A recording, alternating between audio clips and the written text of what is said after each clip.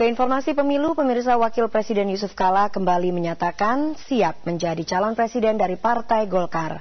Namun kepastian tentang calon presiden dan wakil presiden dari Partai Golkar akan diputuskan setelah pemilu legislatif atau setelah bulan April mendatang. Bursa calon presiden bertambah ramai.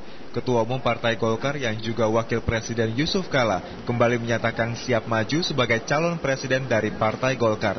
Kesiapan ini disampaikan Ketua Dewan Penasehat Partai Golkar, Surya Paloh, usai bertemu Wakil Presiden di Istana Wapres. Menurut Surya Paloh, pernyataan kesediaan Yusuf Kala tidak akan mengganggu kelancaran jalannya pemerintahan. Saya tanya Pak Yusuf, ini benar nih? Sudah siap benar untuk jadi calon presiden. Saya dari Partai Golongan Karya. Ya insya Allah sudah siap. Ya. Jawabnya apa Pak? Siap. Insya Allah sudah siap. Saya tanya kedua Pak Yusuf. Ini kan masih ada masa waktu pemerintahan ini 8 bulan ke depan. Bagaimana hubungan pribadi dengan Pak SBY? Ya? Bagaimana jalannya pemerintahan ini? Saya terganggu enggak ini? Nah, sebagai ketua H tentu saya menanyakan hal ini.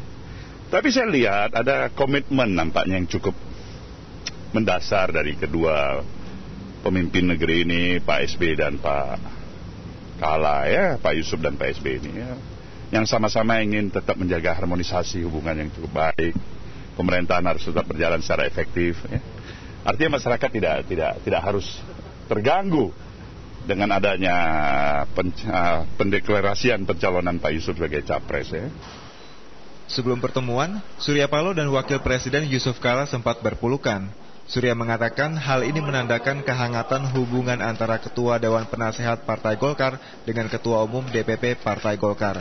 Menanggapi informasi bahwa Yusuf Kala tetap ingin menjadi Wakil Presiden berpasangan dengan Susilo Bambang Yudhoyono, Surya Paloh mengatakan hal itu adalah wajar. Yang jelas, sampai saat ini Golkar belum membuat keputusan berkaitan dengan pencalonan presiden. Saya melihat keinginan itu boleh saja, karena kan kita belum putuskan sampai saat ini. Ada mekanisme yang diatur oleh partai, bahwasanya pencalonan resmi, sekali lagi, dari Partai Golkar terhadap capres maupun cawapres itu diputuskan setelah pemilu legislatif berakhir, ya, atau selesai.